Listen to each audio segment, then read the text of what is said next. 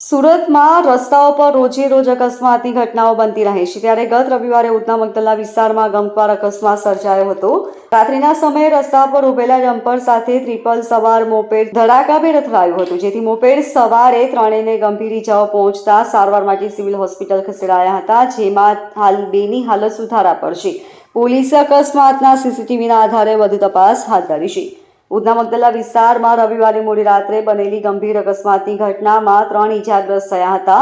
3 પૈકીના એકની હાલત હજુ પણ ગંભીર છે।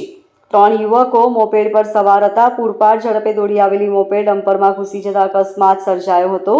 ઘટનામાં 3 યુવકો ગંભીર રીતે ઇજાગ્રસ્ત થયા હતા, જે 3 યુવકોને ખાનગી હોસ્પિટલના આઈસીયુ વિભાગમાં ખસેડવામાં આવ્યા હતા। 3 પૈકીના 2 યુવકોની તબિયત સુધારા પર છે, જ્યારે એકની હાલત ગંભીર જણાવાઈ રહી છે।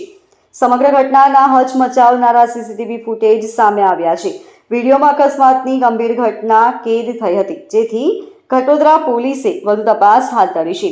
હાલ આ યુવકો પૈકી એક યુવકની હાલતને લઈ પરિવાર ઊંડા શોકની લાગણી અનુભવી રહ્યો છે। Bureau report LK star news, Surat.